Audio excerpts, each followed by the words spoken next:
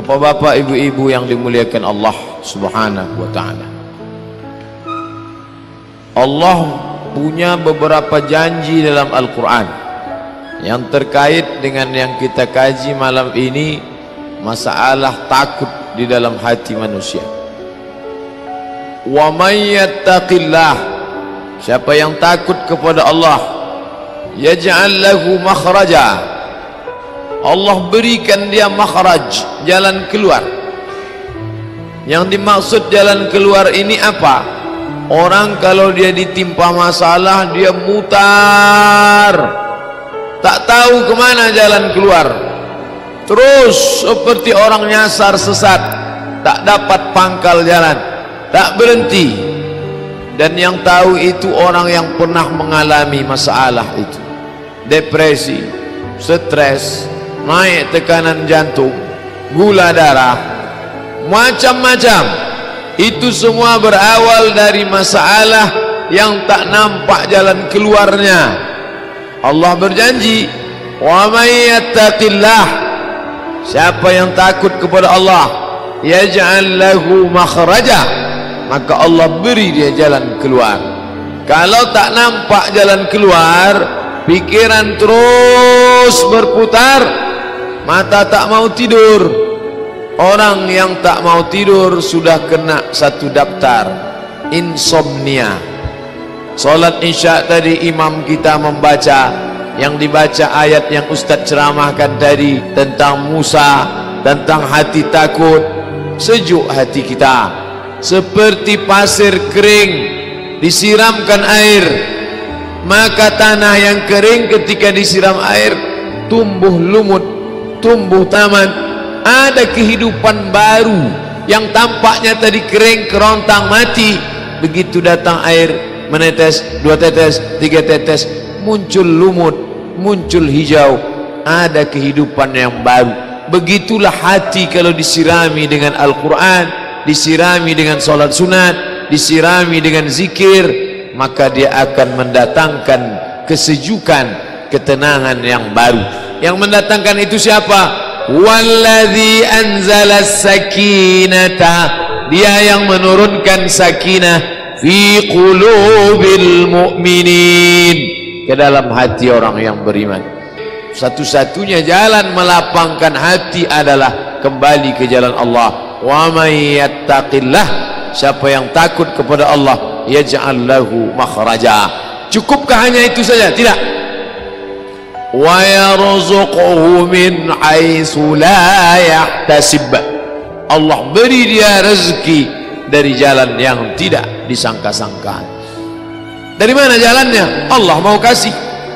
Ketika Maryam kehilangan ayahnya Imran, meninggal, lalu orang menyangka ini anak yatim tak akan makan karena tukang kasih makan sudah lama mati.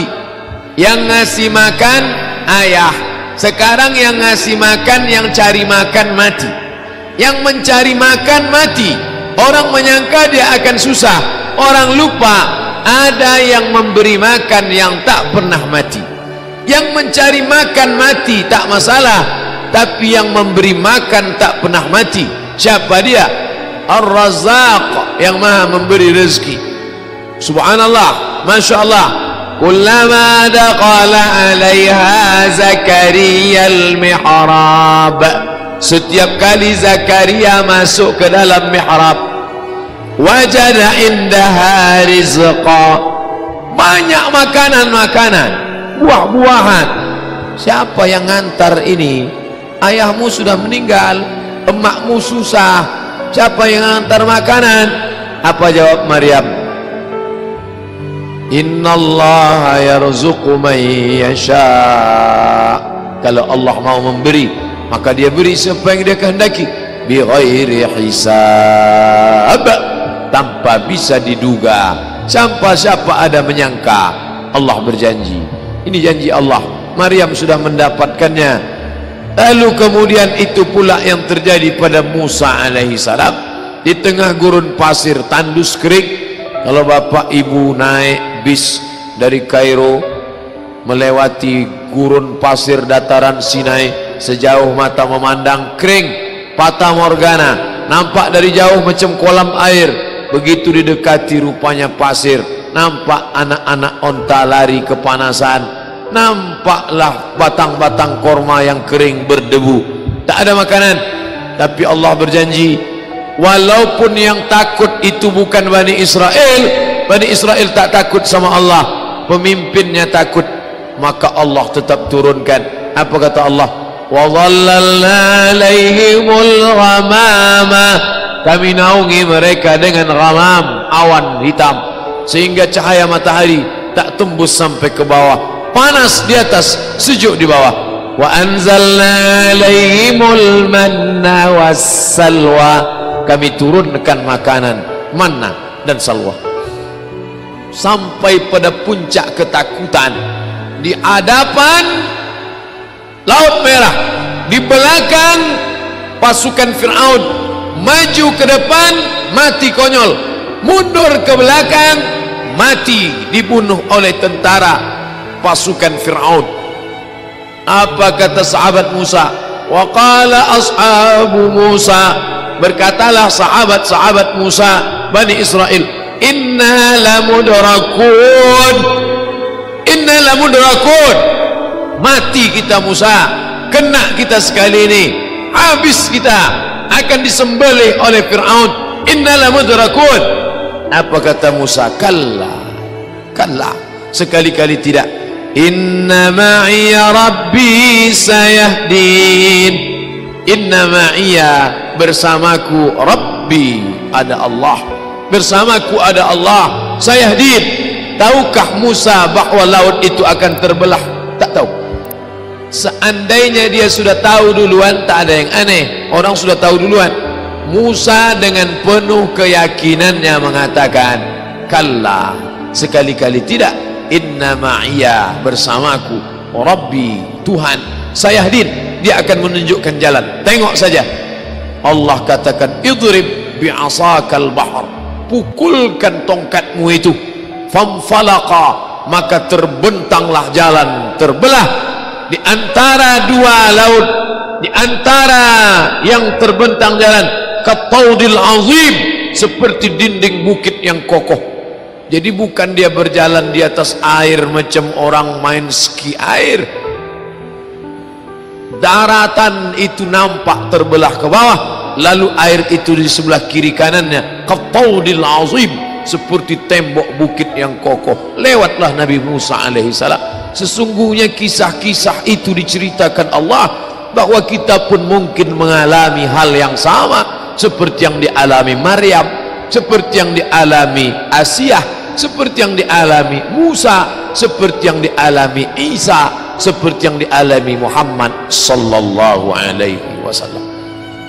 Makanya baca Quran, baca ayat-ayat ketika bercerita tentang, makanya Quran itu tidak disusun surat Musa semua, surat Isa semua, surat tentang Muhammad sallallahu alaihi wasallam semua. Tidak. Ketika kita baca Al-Baqarah, ketemu dengan cerita Musa, ketemu dengan cerita Bani Israel, ketemu dengan cerita Muhammad sallallahu alaihi wasallam. Baca Quran satu halaman, 1000 makna terkandung di dalamnya. Kata Syekh Abdullah Darraz, dia seperti permata yang memiliki banyak aspek sisi cahaya. Baca dari aspek kesehatan, ketemu. Baca dari aspek akidah, jumpa. Baca dari aspek akhlak, dapat. Baca dari aspek tazkiyatun nafs, pensucian jiwa, nampak. Bercalah dia berulang-ulang, bahwa sibuk mengkaji nun mati berjumpa dengan qaf, membahas tentang ifa gunnah bila gunnah qalqalah, bagus. Tapi berhenti sibuk pada bunyi saja, ada yang lebih utama daripada itu. Apa? Mudahan. Bagaimana Al-Quran menjadi hidayah. Ketika hati susah dibaca, datang ketenangan. Ketika dunia tampak sempit dibaca, datang kelapangan. Jangankan membacanya, jangankan membukanya, mendengarnya baik-baik. Wa idza quri'al Qur'an, kalau Quran dibacakan, fastami'u lahu, dengar baik-baik. Wa ansitu, diam, la'allakum turhamun, turunlah rahmat, turun ketenangan ke dalam hati. Tidak ada yang dapat menenangkan yang bersifat batin kecuali yang batin juga. Ini tenggorokan zahir. Yang menenangkan yang zahir ini zahir juga. Ini zahir disediakan untuk menenangkan yang zahir. Ini perut zahir. Tidak ada yang bisa menenangkan yang zahir kecuali yang zahir juga. Apa itu? Makanan. Tapi yang batin mau ditenangkan dengan yang zahir nggak ketemu, simpangnya lain. Zahir tenangkan dengan zahir, batin tenangkan dengan batin. Banyak orang sekarang salah. Datang orang mau minta, "Pak, makan Pak." Belum makan, suruh berzikir. Ya mana bisa. Orang minta makan ya kasih nasi bungkus. Menenangkan ususnya dengan makanan. Setelah dia kenyang baru suruh dia berzikir. Udah kenyang, udah coba zikir. Subhanallah, subhanallah, subhanallah. Gimana? Tenang, tenang Pak. Tenangnya di mana? Di sini Pak. Yang batin tenangkan dengan yang batin. Sekarang orang stres, dibawa jalan-jalan ke Danau Maninjau, stres, galau, dibawa ke danau. Orang yang hatinya tenang nengok danau, subhanallah, ma khalaqta hadza batila, tidaklah yang kau ciptakan ini sia-sia. Dia sedang stres, dibawa nengok danau. Apa yang kau lihat? Rasanya aku mau terjun aja ke dalam. Tak bisa. Menenangkan yang batin itu, bawa dia ke masjid, suruh dia berzikir, bawa dia sholat. Setelah hatinya tenang, baru nampaknya luas ternyata dunia ini ya.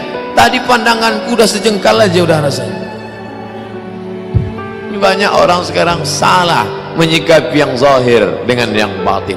Bapak Ibu yang dimuliakan Allah Subhanahu wa taala, beruntungnya bapak-bapak yang punya anak-anak yang sudah menenangkan diri dari sejak muda belia. Bertuahnya pula anak-anak yang punya bapak ibu yang menenangkan dia dengan kalimah-kalimah tauhid, dengan tasbih, tahmid dan takbir, dengan membawa dia ke masjid, kembali kepada jalan Allah Subhanahu wa taala. Kalau makin banyak ngaji, hati makin tenang, lanjutkan. Kalau makin banyak baca Quran, hati tenang, teruskan. Kalau sudah belajar dengan guru, hati menjadi baik, teruskan. Tapi kalau hanya menjadi garang, menjadi makin brutal, menjadi orang yang melawan, maka kita sedang bersangka-sangka berbuat baik, padahal kita sedang dipermainkan setan. Wa yahsabuna annahum yuhsinuna sun'a, mereka menyangka sedang berbuat baik, padahal mereka sedang dipermainkan. Nauzubillah. Islam mendatangkan ketenangan batin. Kalau sudah tenang, barulah bisa mencari nafkah dengan baik. Keluar dari masjid, waktu masuk tadi ke dalam mau cari ketenangan, Allahumma aftah li abwaba rahmatik, curahkan rahmatmu supaya hatiku tenang, curahkan rahmatmu supaya otakku tenang, curahkan rahmatmu supaya batinku tenang. Setelah dapat rahmat Allah, keluar ke masjid, Allahumma aftah li abwaba fadlik, bukakan pintu rezeki. Hanya orang yang tenang yang bisa mencari rezeki. Kalau hatinya tak tenang, duduk dia di ruko, duduk di toko, orang ngasih 50.000, baliknya 250.000, rugi. Orang nyerahkan cincin besi, dibalikkannya cincin emas, rugi. Orang ini untuk pupuk, disiramkannya racun, rondap disiramkannya ke tanaman, habis. Kenapa? Hati tak tenang. Tenangkan dulu di rumah Allah, baru kau pulang ke rumahmu. Sekarang orang terbalik, mencari ketenangan di rumahnya sendiri. Dia tak jumpa ketenangan itu, ada di dalam Baitullah. Oleh sebab itu Bapak Ibu, tengoklah kita di masjid ini. Berapa lama sudah kita datang ke masjid ini? Masjid ini tak siap-siap, tapi hati kita tenang. Itu menunjukkan ketenangan ada diciptakan Allah. Masuk kita ke hotel mewah, megah, cantik, rapi, tapi hati kita tak tenang. Tengok sini rok pendek, tengok sana baju pendek, hati kita tak tenang, kacau, galau. Bapaknya tenang, ibu pula tak tenang. maka kembali ke jalan Allah Subhanahu wa taala. Itulah kaji kita malam ini. Apa kesimpulannya? Bapak Ibu simpulkanlah sendiri. Kalau tenang bisa menyimpulkan insyaallah. Kalau tak tenang, tak dapat kesimpulan, berarti belum tenang.